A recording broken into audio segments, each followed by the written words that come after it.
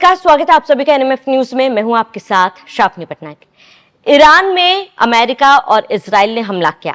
हमले के बाद ईरान के सर्वोच्च नेता अयातुल्लाह खामनेई की मौत हुई, जिसके बाद अब एक हफ्ते तक ईरान में शोक सभा आयोजित किया जा रहा है और उनका अंतिम संस्कार किया जा रहा है, जो एक हफ्ते तक चलेगा।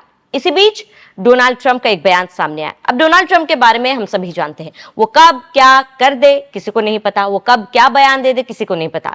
चाहे एक ऊंचे पद पर बैठा व्यक्ति हो, कोई नेता हो, बीते दिनों जैसे कि हमने देखा इटली के प्रधानमंत्री के लिए उन्होंने जिस तरीके से शब्दों का इस्तेमाल किया था, जिसके बाद इटली के तरफ से भी एक जंग कहीं ना कहीं छिड़ गई। आप एक दूसरे पर आरोप प्रत्यारोप का दौर भी हमने देखा। लेकिन अब अमेरिकी राष्ट्रपति डोनाल्ड ट्रंप का एक नया बयान सामने आया है। एक तरफ जहां ईरान में सर्वोच्च नेता खामनेई को मारे जाने की शोक की लहर है, जो अमेरिका की तरफ से हमले में मारे गए थे, उस पर अमेरिका ने एक बड़ा बयान दिया।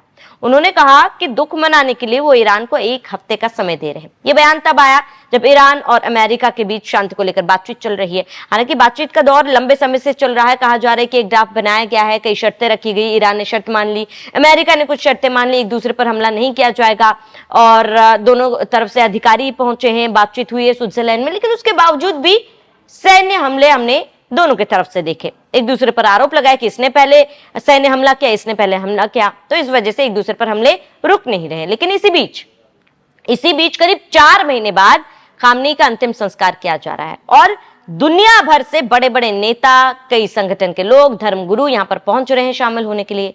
भारत से भी 2 प्रतिनिधि गए हुए हैं, उच्च अधिकारी गए हुए हैं। लेकिन इसी बीच अमेरिका ने कहा कि हम दुख मनाने के लिए ईरान को एक हफ्ते का समय दे रहे हैं, क्योंकि वॉशिंगटन एक अच्छा देश है। जिसके बाद इसको लेकर कई सारी प्रतिक्रियाएं सामने आ रही है। अमेरिकी राष्ट्रपति डोनाल्ड ट्रंप ने तेहरान पर तंज कसते हुए कहा कि अमेरिका ने ईरान को अंतिम संस्कार के लिए एक हफ्ते का समय इसलिए दिया क्योंकि वॉशिंगटन अच्छा देश है।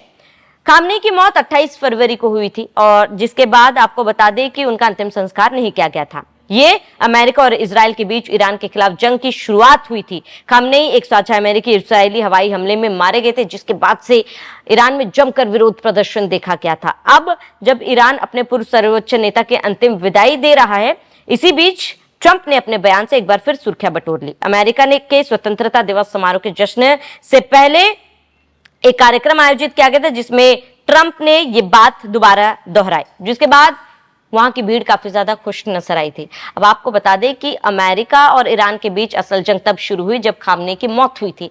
अब इसी बीच जब एक तरफ शांति की वार्ता हो रही है, वहीं दूसरी तरफ इस तरीके का बयान जो डोनाल्ड ट्रंप की तरफ से सामने आया है, जाहिर सी बात है कई सवाल खड़े कर रहा है कि क्या वाकई में दोनों देशों के बीच शांति को लेकर बातचीत हो रही है? क्या वाकई में डोनाल्ड ट्रंप ये चाहते हैं कि ये शांति बात हो, दोनों देशों के बीच में शांति बना रहे? तो डोनाल्ड ट्रंप के इस बयान को एक तरीके से तंज के रूप में देखा जा रहा है। लेकिन एक तरफ ईरान एक हफ्ते के अंतिम संस्कार की शोक की लहर में डूबा हुआ है। इस दौरान ईरान की तरफ से कोई भी बयान सामने नहीं आएगा। लेकिन ये देखना महत्वपूर्ण होगा कि इस तरीके के बयानबाजी डोनाल्ड ट्रंप की तरफ से दिया गया है तो ईरान इस पर क्या पलटवार करता है। जो शांति वार्ता करने की बात कही जा रही है दोनों देशों के बीच में, क्या वो वाकई में अमल में आएगा? आपका इस पर क्या कहना है, हमें कमेंट कर जरूर बताएं। साथ ही बने रहिए एनएमएफ न्यूज के साथ।